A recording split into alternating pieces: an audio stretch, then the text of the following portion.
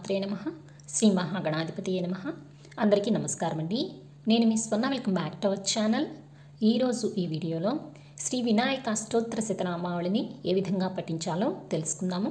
చదవలేని వారు ఆడియో వింటూ మనసులో ఓం అనుకుంటూ పూజ చేసుకోండి. పూజ చేసేటప్పుడు ఒక్కొక్క నామాన్ని చదువుతూ ఒక్కొక్క నామానికి పువ్వులతో కానీ అక్షంతలతో కానీ స్వామివారికి పూజ అనేది చేసుకోండి. వీడియోని చివరి వరకు చూసి లైక్ చేయండి. అలాగే మొదటిసారిగా ఎవరైనా మన ఛానల్ని చూస్తున్నట్లయితే తప్పకుండా సబ్స్క్రైబ్ చేసుకోండి. పక్కనే ఉన్న బెల్ ఐకాన్ కూడా క్లిక్ చేసుకోండి. శ్రీ విఘ్నేశ్వర అష్టోత్తర శతనామావళి ప్రారంభ. ఓం వినాయకాయ నమః.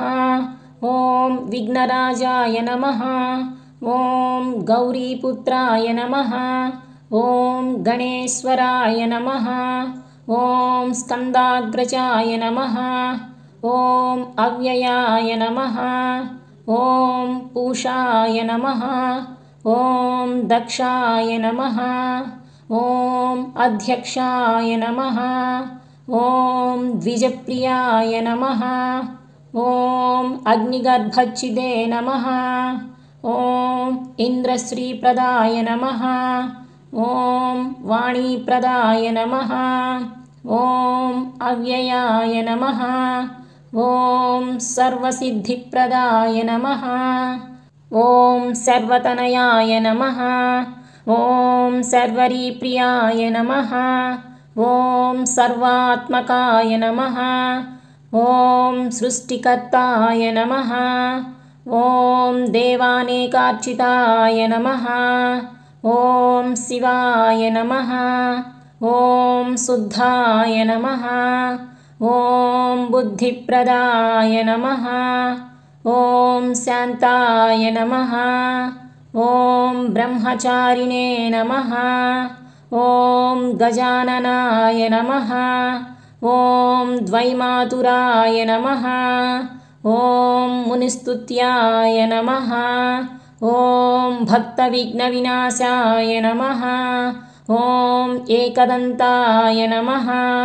ఓం చతుర్బాహవే నమః. ఓం చతురాయనాయ నమః. ఓం శక్తిసంయుతాయ నమః. ఓం లంబోదరాయ నమః. ఓం శూర్పకర్ణాయ నమః. ఓం హరిబ్రహ్మవిదే నమః. ఓం ఉత్తమాయ నమః. ఓం కాలాయ నమః. ఓం గ్రహపతయే నమః. ఓం కామినే నమః. ఓం సోమసూర్యాగ్నిలోచనాయ నమః. ఓం పాశాంకుశధరాయ నమః. ఓం చండాయ నమః. ఓం గుణాతీతాయ నమః. ఓం నిరంజనాయ నమః. ఓం అకల్మషాయ నమః. ఓం స్వయం సిద్ధాయ నమః. ఓం సిద్ధార్చితపదాంబుజాయ నమః. ఓం బీజాపూరఫలసక్తాయ నమః. ఓం వరదాయ నమః. ఓం శాశ్వతాయ నమః. ఓం కృతినే నమః. ఓం ద్విజప్రియాయ నమః. ఓం వీతభయాయ నమః. ఓం గదినే నమః. ఓం చక్రినే నమః. ఓం ఇక్షుచాధృతే నమః. ఓం శ్రీదాయినే నమః. ఓం అజాయ నమః. ఓం ఉత్పలకరాయ నమః. ఓం శ్రీపతయే నమః. ఓం స్తుతిహర్షితాయ నమః. ఓం కులాద్రివేత్రే నమః. ఓం జటిలాయ నమః. ఓం కలికల్మషనాశనాయ నమః. ఓం చంద్రచూడామణయే నమః. ఓం కాంతాయ నమః. ఓం పాపహారిణే నమః. ఓం సమాహితాయ నమః. ఓం ఆశ్రితశ్రీకరాయ నమః. ఓం సౌమ్యాయ నమః. ఓం భక్తవాంఛితదాయకాయ నమః. ఓం శాంతాయ నమః. ఓం కైవల్యసుఖదాయ నమః. ఓం సచ్చిదానందవిగ్రహాయ నమః. ॐ ज्ञानिने नमः। ॐ दयायुताय नमः। ॐ दान्ताय नमः। ॐ ब्रह्मण्ये नमः। ॐ ब्रह्मद्वेषविवर्जिताय नमः।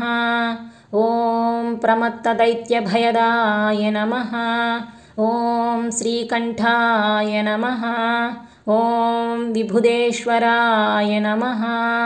ॐ रमार्चिताय नमः। ॐ विधिने नमः। ॐ नागराजयज्ञोपवीतिने नमः।